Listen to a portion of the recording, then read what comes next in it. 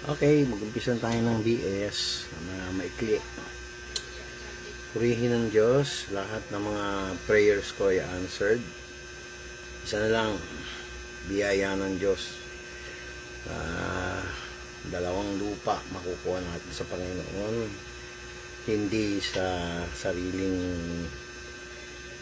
hindi dito sa amparo pero si Lord magbibigay niyan. So, purihin ng Diyos. Malapit na ang breakthrough. Next year na yan. Pero sigurado. Kaysa sa sariling abilidad ko. Eh, dito na lang ako kay Lord. No? Okay? So, gandang umaga sa inyong lahat.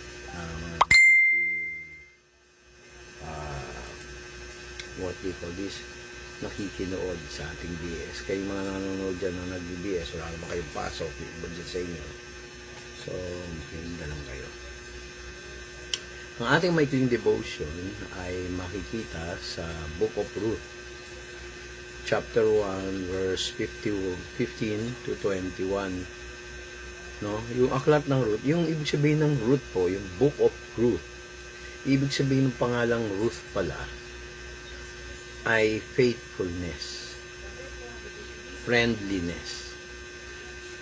So, ang ugat ng pagsasama ng magkaibigan, magkamag-anak, napaka-importante ng good soul ties.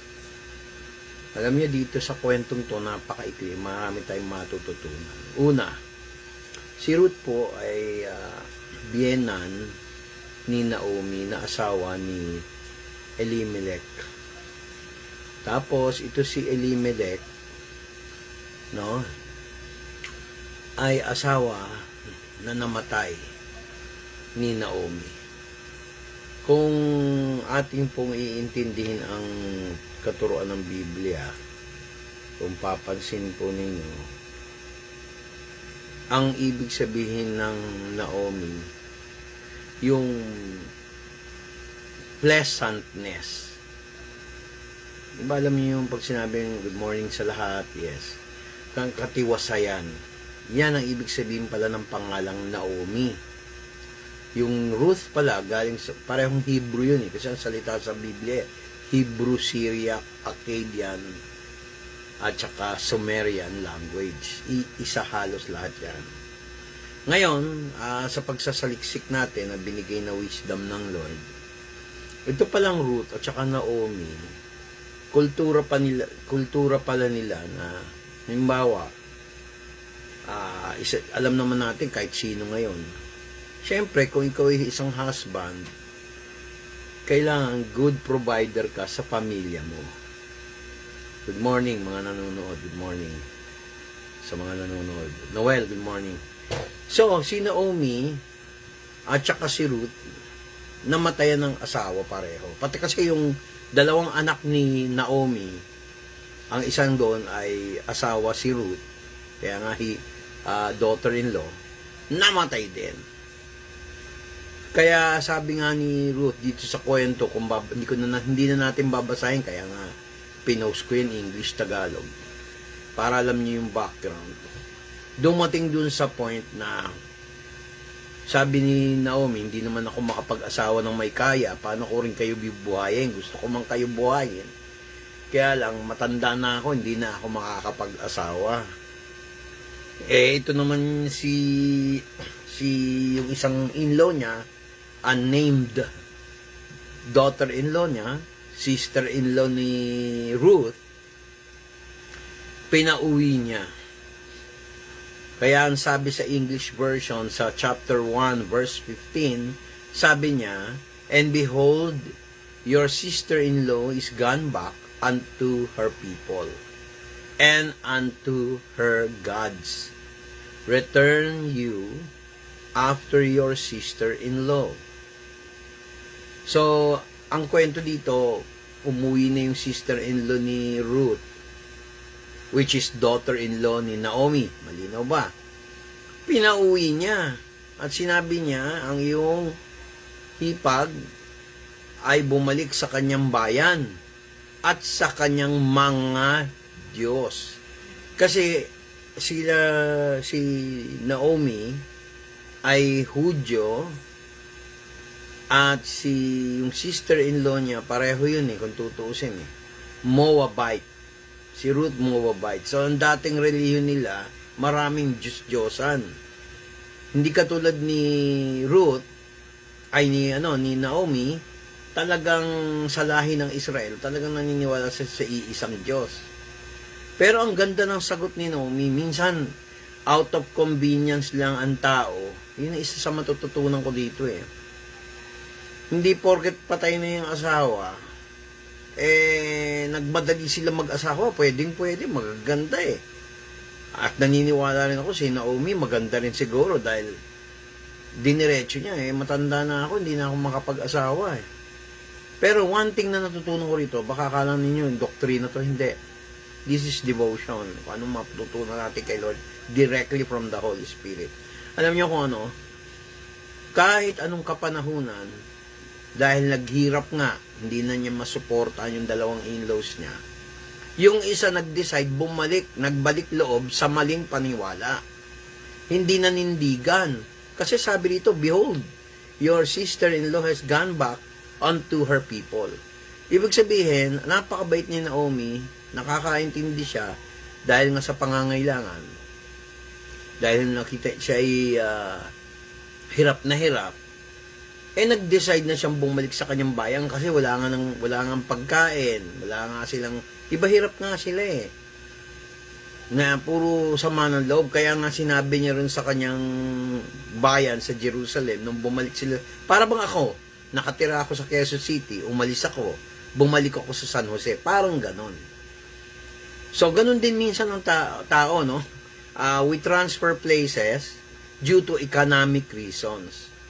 Death of the husband, wala kang income, umalis dun sa lugar na yon.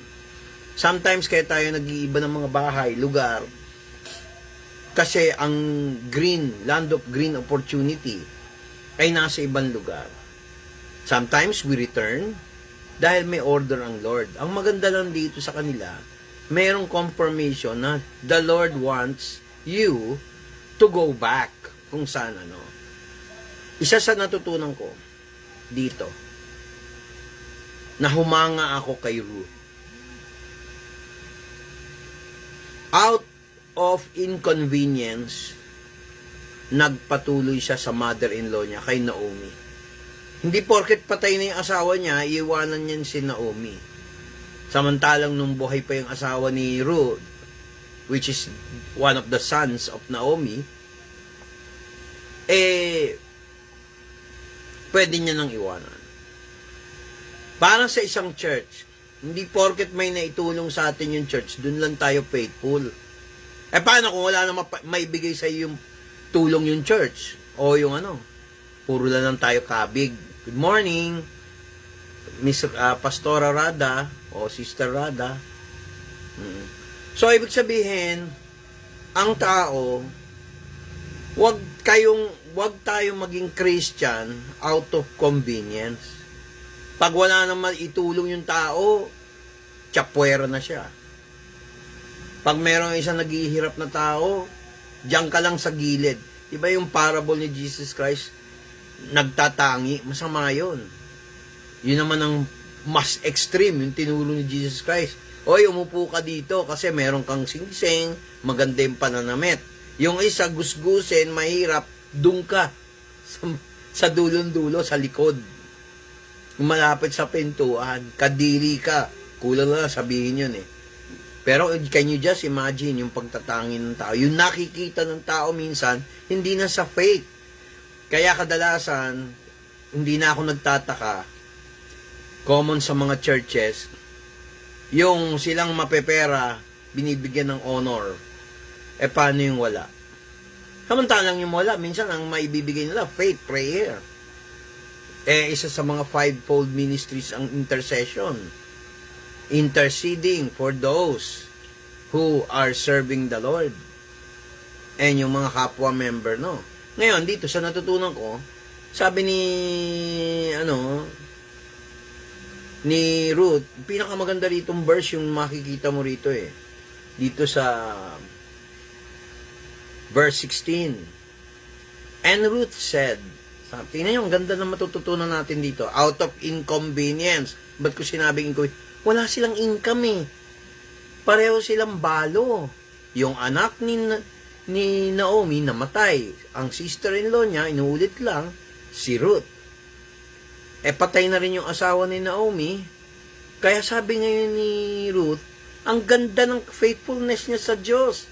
Miski wala siyang mapala, hindi niya iniwan si Naomi. Pinakita niya yung pagmamahal niya kay Naomi. Dahil minahal niya ang Diyos ni Naomi.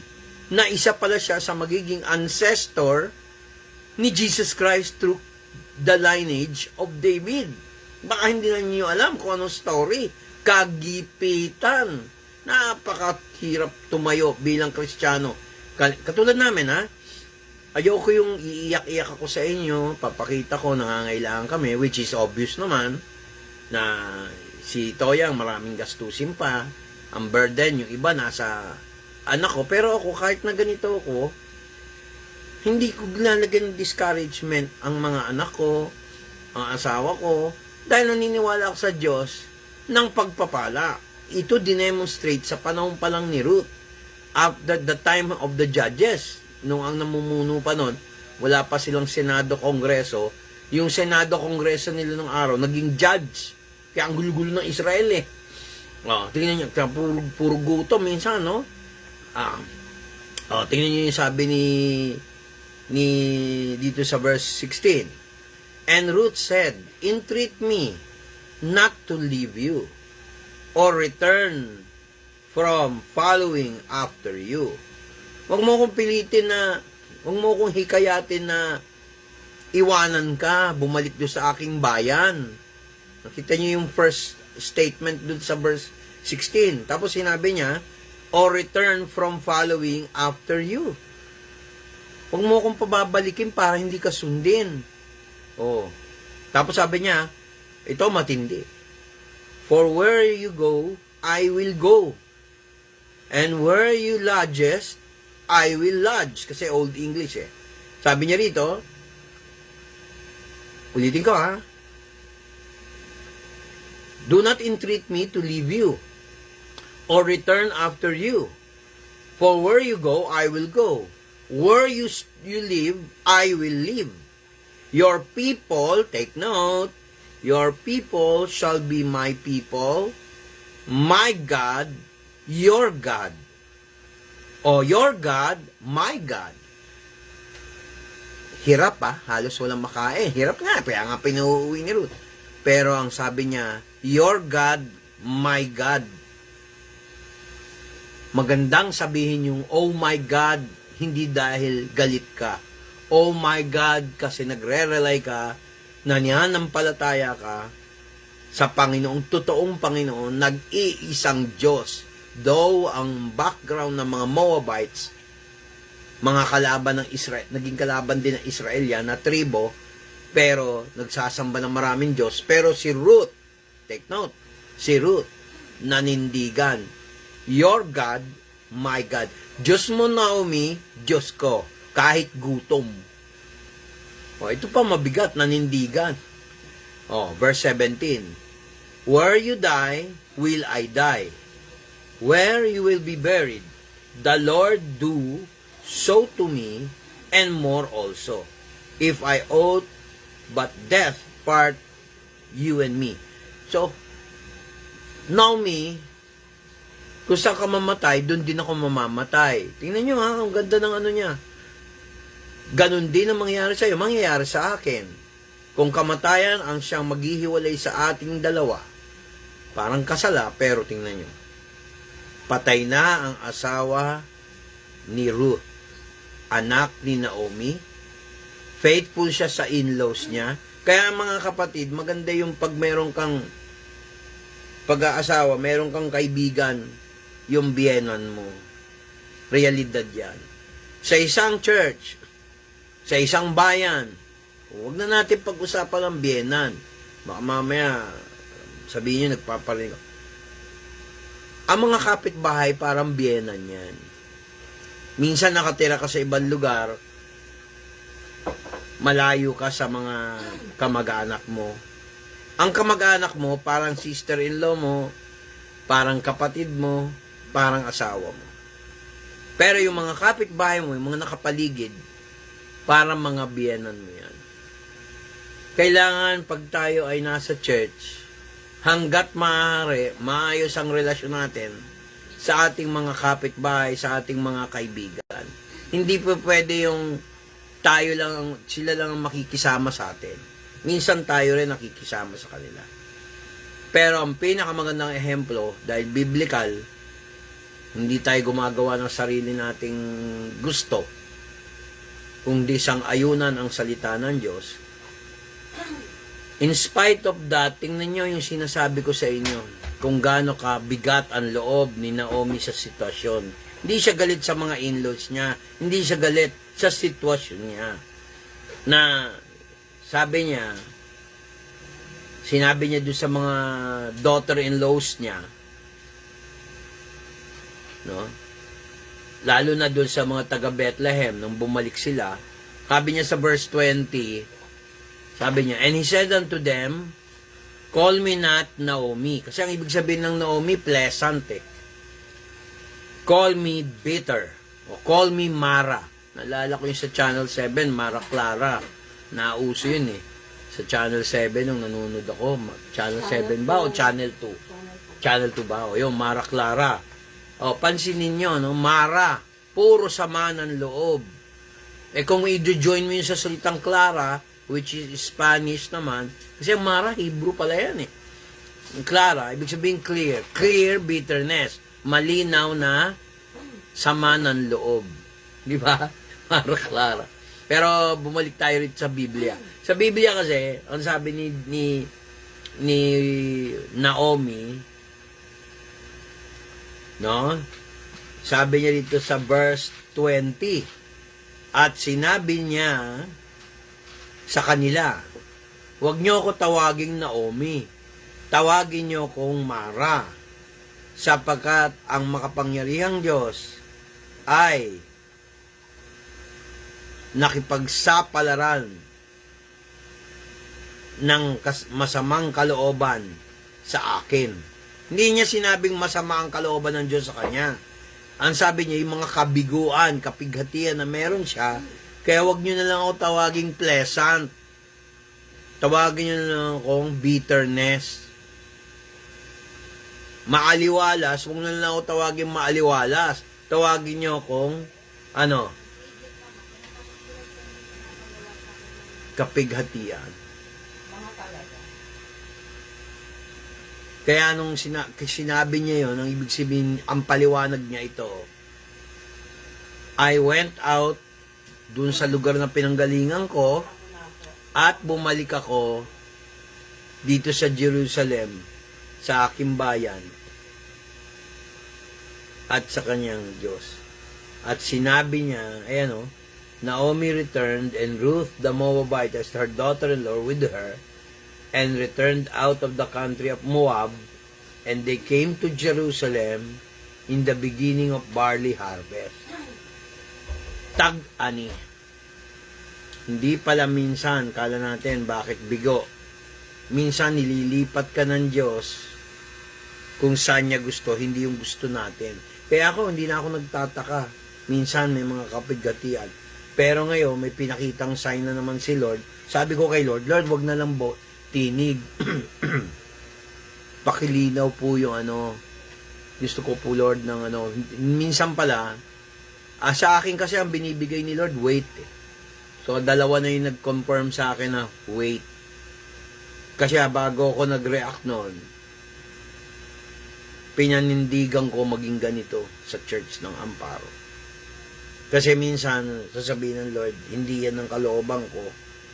O minsan, binabago ni Lord yung plano niya. Hindi siya nagbabago. Pero binabago niya yung plano niya for my improvement, for my betterness. No? Betterness, hindi bitterness. Iba yon. Para sa ikabubuti ko. At pangatlo, more blessings to come. Kaya nung sinabi ng Lord sa akin na ituloy ito, para akong si Naomi. Tayong lahat, mga Kristiyano, merong dating na parang Naomi, parang Ruth, na sa sitwasyong mapait minsan, yung pala, parang ampalaya, mapait, pero pag kinain mo at pumunta sa tiyan mo, may healing. So, hindi ibig sabihin, pag gipit tayo ngayon, forever tayong gipit. Hindi ganun ang concept ng Lord. Sa time ng kawalan, may time naman na bubuhos ang pagpapala. Wala pa akong nakita sa Biblia na malungkot sa una ang kwento, sa huli kabiguan. Laging mapait sa una, habang buhay na pagpapala. Yan lang po ang ating devotion ngayon.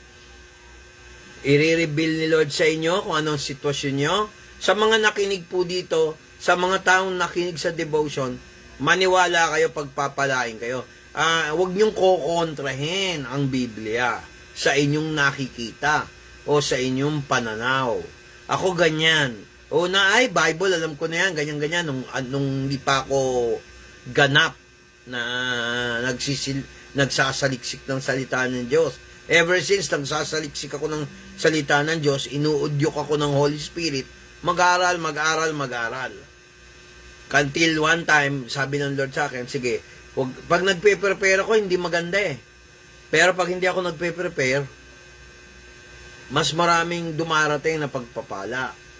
Kaya, maraming tao, suriin mo. Hindi porket pag may pakinabang ka lang, doon ka lang nagbe-bless ng tao. Huwag ganun. Paano kung ikaw naman ang walang maibigay? Hindi mo na, di ba ang pangit ng feeling, yung gusto mong tumulong, hindi ka makakatulong, tapos mamatahin ka? Di ba masakit? Di mas maganda kung anong gawin mo sa kapwa mo, siyang gawin mo sa sarili mo. So, naniniwala ako mga kapatid, lahat tayo, biktima. Parang si Ruth, parang si Naomi. Sa sitwasyong anong tawag doon? God bless din po, pati sa family nyo. So, napakahalaga po ng yung talagang tayo ay nagpupursige. No? Kailangan meron tayong tinatawag na yung Diyos ko ay Diyos mo. Kung saan ka, dun ako. Katulad sa church, magiging faithful ka lang ba sa church dahil may inaabot sa'yo? Sorry may mga ganun eh.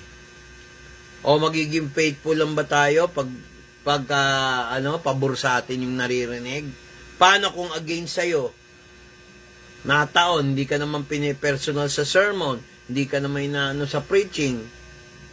Hindi ba maganda yung ang purpose mo para mag-grow in the wisdom of the Lord? Grace and knowledge. Magkaroon ng favor, magkaroon ng kaalaman sa kalooban niya. Isa sa mga natutunan ko rito kay Naomi tsaka kay Ruth,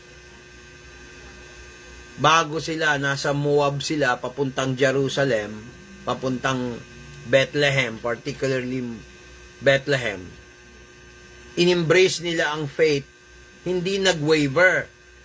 Kasi may mga tao na, dito ako magsasamba kasi dito marami. Kung yun lang ang batayan mo dahil marami kayo, hindi totoong faith yan. Kaya hinahasa ako ni Lord sa isang church na inumpisahan niya koonte. Lalaki, kokonte, lalaki. May natutunan ako doon. Parang si Ruth at Naomi. Maraming sa mga tao na hanggang ngayon,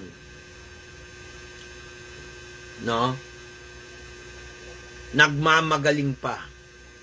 Minsan ako, hindi ko na ginadambakan ng verse kasi minsan di naman nila naaalala lahat yan eh. Kung paramihan lang ng verse, di naman nakikita sa gano'n yun eh. Sa pamumuhay, sa pagkatao.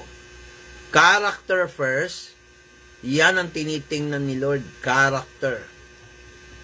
Ganyan, tayo guilty lahat dyan eh. Pag hindi ka guilty dito, huwag ka na magbasa ng Biblia. Kasi perfect ka na eh. Tama ba?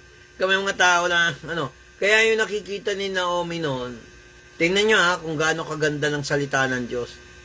Wala namang cellphone noon, walang internet. Pero nalaman nila that God graciously dealt. Ulitin ko ha. God graciously dealt with Israel. Nagkaroon ng harvest time. At doon uso yung paggagapas, pag-aani ng wheat. No? Parang bigas yun eh, wheat. May grain din. So, maraming story, no? Doon na nakilala si Boaz. Nagkaroon na naman sila ng buhay. Naging mabait si Boaz kay Naomi. Makibabasa mo yan sa chapter 2 ng Ruth. Always, God gives provision. Provision. Totoo yan. O, sabi ni Rubilin, we walk by faith, not by sight. Totoo yan. Pero hindi rin pwede. Alam mo kung bakit? Paano ka makakakaroon ng faith na walang sight? Paano mo babasa yung Biblia? Pilosopo. Hindi naman yun ang ibig sabihin nun. Tama yan, walk by faith, not by sight. Hindi alam nila Naomi at saka ni Ruth na magiging maganda sitwasyon nila. At si Ruth, pinayagan, take note ha, pinayagan ni Naomi makakilala ng isang asawa, hindi lang asawa, para magkaroon ng financial security. Hindi dahil sa pera, ha? Take note. May batas sa Israel, yung tinatawag na kinsman redeemer. Tsaka na natin pag-uusapan yan, kaya nga maikli. So, I hope na bless kayo sa maikli nating devotion. At I hope, sigurado, yung mga nakanood dito, at saka yung mga nagla-like ng post ko, the Lord will bless you.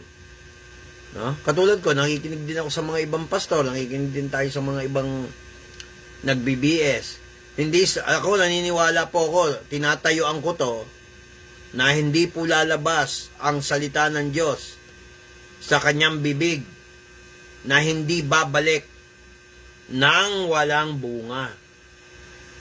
Kaya, napakaganda, no, ng devotion natin.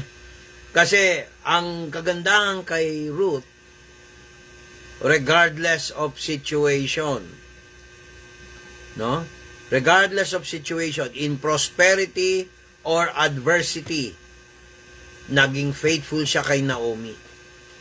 Naging faithful siya, your God, my God. Dapat ganyan ang attitude natin. Hindi yung pag may kabiglan tayo, dun lang tayo, ano tayo, gobyerno, yung iba sa, hindi naman lahat, no? Ano tayo, mga taga-gobyerno? Kung meron makakabig, amen, bless you. Pag wala ka makabig, wala ka pera, gutom, kumakalembang ang tiyan natin, that's normal. Normal yan, mga kapatid. Hindi ako judgmental dyan, kahit ako eh. Pero isa sa natutunan ko, kaya tumibay ako ulit, na-restore ako. Good morning, Pastor Richard, nandiyan ka pala. Ang aking kabady-body. Ha? Basta magme-message ako sa'yo, ha? Hindi ngayon. Meron kong iano sa'yo. Sa mga kapatid, take note. Your God, my God. Sino ang Naomi ng buhay natin?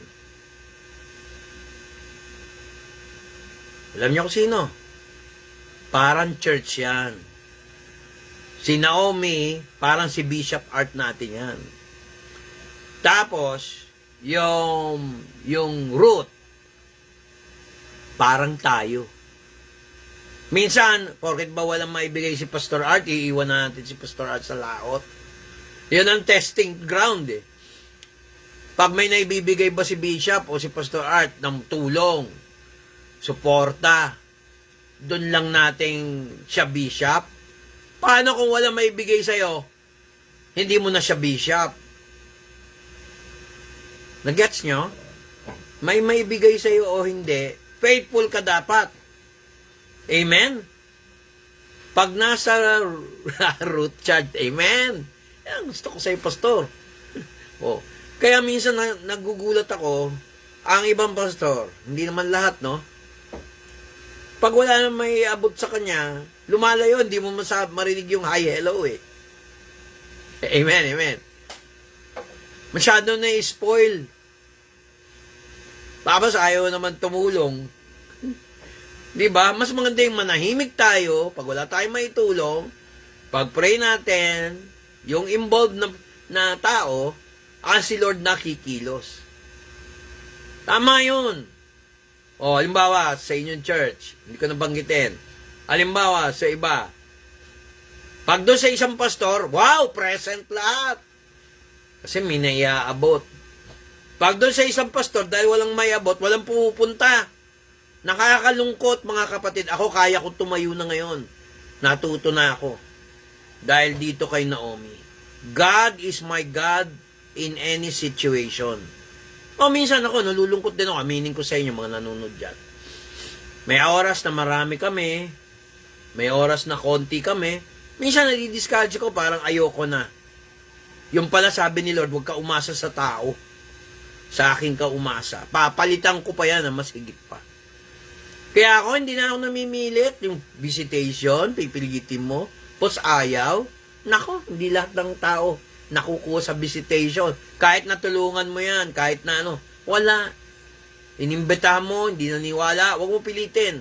Kasi hindi lahat ng tao ay root. Hindi lahat ng tao Naomi sa buhay mo. Pipiliin mo, susuriin mo. Yan ang binigay na wisdom ni Lord.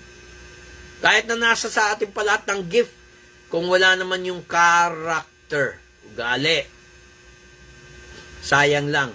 Huwag na lang tayo maglingkod. Amen? So, para sa mga Kristiyano na may concern sa kapwa nila, magpatuloy lang po tayo maglingkod. Pero huwag natin kalimutan yung love the Lord thy God as yourself. Love your neighbor as yourself. Kaya ako, naniniwala ako, itong video na to, kaya pala pinipilit ako ni Lord na i-preach ko tong pinost ko, yung tungkol kay Ruth at Naomi. Yung pinakamahalagang verses para i-reveal sa tao. Kasi, hindi naman pagalingan eh. Miski alam mo na yung buong encyclopedia, useless, sa'yo lang yun. Pero yung i-share mo, kung ano yung sinasabi ng Holy Spirit, dito. Kaya pala nung panahon ko, ewan ko lang kung nabutan nyo, tiyak, hindi, yung iba sa inyo. Yung sa Channel 2, yung Mara Clara, kaya pala nakaka-depresyon, kawawa si ba yung mga bida no? Ang kilala ko lang si Glidel eh. Yung kontrabida si Mara ba yun? Si Clara yung bida. Mas magaling umarte yung Mara kasi siya yung kontrabida eh. Sa Biblia pala may Mara. Ibig sabihin, kasamaan ng loob, bitterness. Alisin natin yung Mara sa buhay natin. Well, tao lang tayo, pero hindi katwiran yon. Hindi porket pag nagmara tayo sa buhay natin, bitterness, habang buhay tayong bitter, wag naman. Wag naman. Tapos madadamay yung anak mo, madadamay asawa mo, kamag-anak mo, tapos gagalit ka na sa buong mundo, damay na lahat ng tao. Minsan ganyan din ako, tao lang din tayo. Kaya ako, magiging hypocrite ako dito sa harapan ng pulpitong ito. O dito sa upuan kong, kinauupuan kong to, kung hindi ko aaminin, kasama ako. Kailangan, bago tayo mangaral, tamaan muna tayo ni Lord. Pag hindi ka tinamaan ni Lord, huwag ka na mag-preach, banal ka masyado. Tama po ba? So, mas maganda yung tuloy-tuloy lang. Ang maganda naman dito sa video na to, na nasa Facebook, kahit tapos na yung live video, ay, Brother Ferdy, okay? So, kahit na ganon, yung tao lang tayo, kasama tayo muna ma-bless bago tayo mag-bless ng iba. Minsan nga, lahat na ginawa mo na eh. Wala eh, talagang ayaw, tulong mo na lang yun. Ayaw nila makinig sa mas mabigat, higher level ng spiritual. Huwag mo nang pilitin, hayaan mo na eh. Gusto nila yung mundo eh. Minsan tayo mga tao, in general, no? Anti-root tayo, anti-truth. Sabi nga ni Pastor Richard kanina, anti-truth. Yung bang ayaw natin pakinggan yung sa loobin ng Diyos. Na, Sasama tayo, hindi dahil malaki yung church. Sasama tayo dahil maraming naitutulong. Pag wala na palang maibigay, iiwanan nyo na sa laot. Tao lang din yung mga pastor. Tao lang din yung mga lingkod. No? So, wag tayo ganun. Manindigan tayo. Mahalin natin ang bishop natin. Mahalin natin ang pastor natin. Kahit na minsan, kung magsalita minsan, mapapaya ka pa eh. Minsan, panubok lang. Masanay na tayo. Amen? So, yan ang ating natutunan ngayon. Final word. Kanino ba tayo naniniwala? Dun sa mga Diyos-Diyosan nung isang sister-in-law o sa Diyos ng Biblia kay Jesus Christ? Naniniwala ba tayo? Manindigan tayo. Thick or thin?